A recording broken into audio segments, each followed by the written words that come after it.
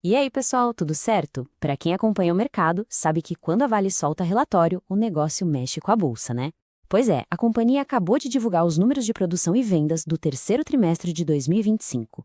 E olha, já adianto que tem muita coisa importante para a gente destrinchar aqui. Bora entender o que está por trás desses resultados? E logo de cara, a principal manchete do relatório é essa aí. A produção de minério de ferro bateu o maior nível desde 2018. É um número que impressiona, chama muita atenção, mas a gente sabe que a história completa nunca está só na primeira página, certo? Então vamos investigar isso mais a fundo. Mas antes da gente mergulhar de cabeça nos números, aquele nosso recado de sempre, que é super importante, tá? Essa análise aqui é puramente para fins informativos, para a gente aprender junto. Nada do que eu disser aqui é uma recomendação de compra ou de venda de qualquer ativo, beleza? A decisão final de investimento é sempre de cada um. Bom, recado dado, vamos começar então com o panorama geral para entender os grandes números de produção que realmente definiram o trimestre da Vale. E o número que resume o trimestre é este aqui, 94,4 milhões de toneladas de minério de ferro. Para a gente ter uma ideia, isso é o coração da operação da Vale, sabe? É o principal motor de receita da companhia. Um volume desses, por si só, já aponta para um trimestre operacionalmente muito forte.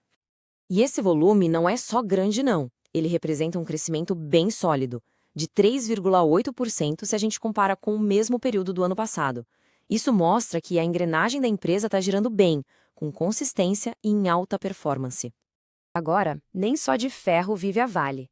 Dando uma olhada no cobre, que é um metal super importante para essa história de transição energética, a produção também foi um baita destaque, hein? Chegou a 90,8 mil toneladas. É mais uma peça fundamental nesse quebra-cabeça. E no cobre, o ritmo foi até mais forte.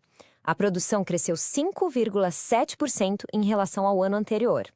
Esse avanço veio principalmente da estabilidade e do bom desempenho das operações, ou seja, mostra que a estratégia de diversificação da empresa está de fato dando resultado. Beleza, os números gerais impressionam, mas a pergunta que não quer calar é de onde é que veio todo esse crescimento no minério de ferro? Vamos cavar um pouco mais fundo para entender os motores por trás desse recorde.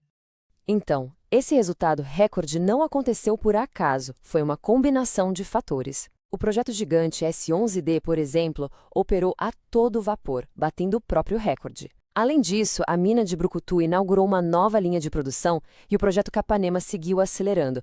Foi literalmente uma orquestra de eficiência operacional.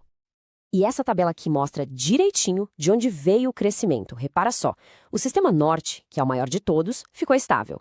Quem realmente puxou a fila foram os sistemas Sudeste e Sul, com crescimentos de mais de 5% e 8%.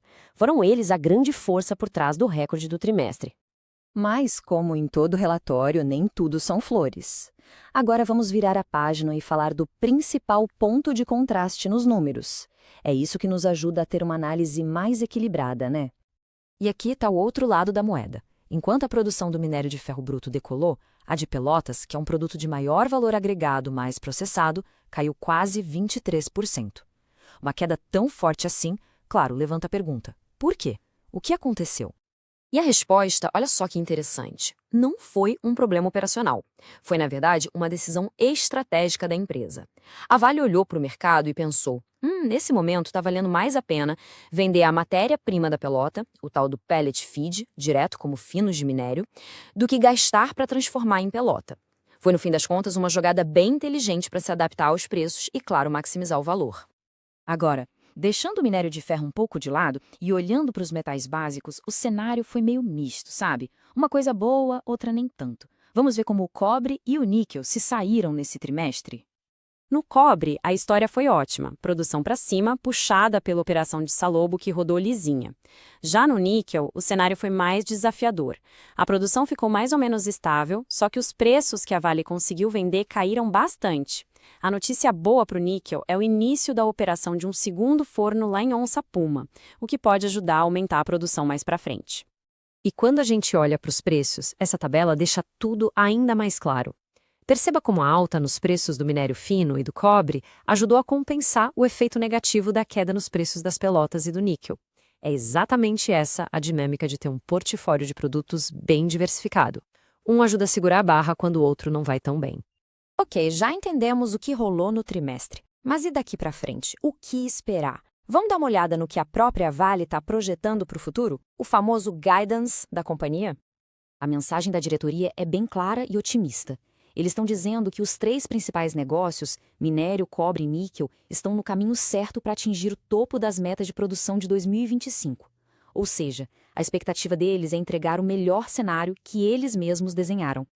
E para quem gosta de números concretos, aqui estão as metas oficiais para o ano todo de 2025. Esses são os alvos que a empresa se comprometeu a buscar e servem como uma régua para o mercado acompanhar e, claro, cobrar a performance da empresa durante o ano. Para fechar, o trimestre da Vale foi marcado por uma produção recorde de minério e, ao mesmo tempo, por uma agilidade estratégica para se adaptar às condições do mercado. A grande pergunta que fica no ar é: essa capacidade de otimizar o mix de produtos de forma rápida vai ser suficiente para a Vale continuar navegando bem no mercado de commodities, que, a gente sabe, é sempre uma montanha-russa? Fica aí a reflexão para quem acompanha a companhia.